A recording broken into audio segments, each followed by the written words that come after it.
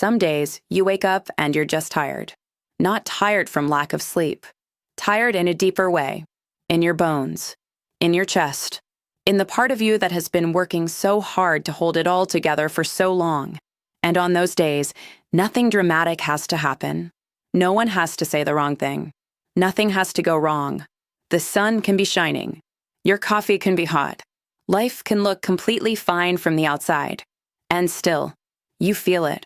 That low, quiet weight that sits with you all day. And almost immediately, the guilt shows up. Why am I still like this? Why can't I just be okay? How long is this going to last? What is wrong with me? I want to sit with you in that today. And I want to offer you something different than answers. I want to offer you permission.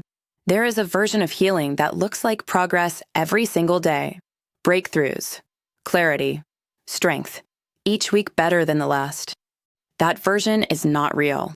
The real version looks like 3 good days, and then one day where you can barely explain why everything feels so hard.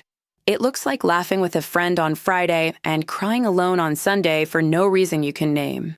It looks like feeling free and then feeling the weight again and wondering if the freedom was even real. It was. It is.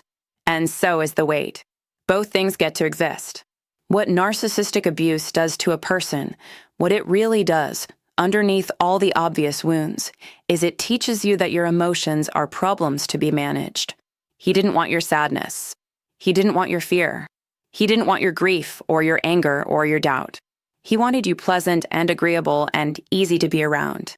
And if you were anything else, there were consequences. So you learned to make yourself small emotionally. You learned to talk yourself out of feelings before they fully arrived. You learned to apologize for having needs.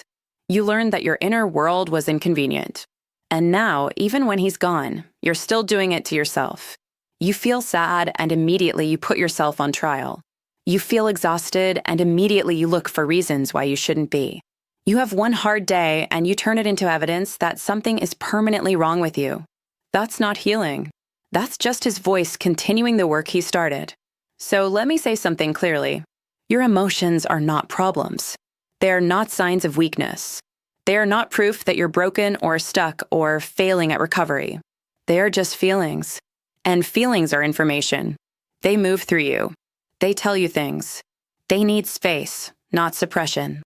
When you feel sad today, your sadness doesn't need a reason good enough to justify it.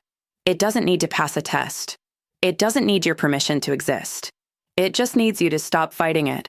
Let it be here. Sit next to it instead of running from it. Say, this is hard today. Just that. Not forever. Not always. Just today. Because here's what happens when you allow the feeling instead of fighting it. It moves. Not immediately. Not on your schedule. But it moves. Feelings that are allowed to exist don't stay forever. Feelings that are buried do. You spent years burying things to survive. You don't have to do that anymore. You are allowed to have a hard day and not fix it by evening. You are allowed to feel grief that doesn't have a clear source. You are allowed to miss something without being able to explain exactly what you miss. You are allowed to be angry, even now, even still. You are allowed to not be okay. That is not weakness. That is not failure. That is what it looks like to finally feel things you weren't allowed to feel for a very long time. Some days are just heavy. Not because you're broken. Not because you're going backwards. Not because you're doing recovery wrong. Just because healing is hard. And you are in the middle of it. And that is enough of a reason. You don't have to earn the right to struggle. You don't have to explain your pain to anyone, including yourself. You just have to let today be what it is. Hard. Real. And okay. Tomorrow might feel lighter. Or it might not. And either way, you'll still be here, still trying, still choosing yourself even on the days when that choice is the hardest thing you've ever done. That matters more than you know. I'm here with you. Subscribe to Stories from the Heart because on the hard days, you shouldn't have to sit with it alone.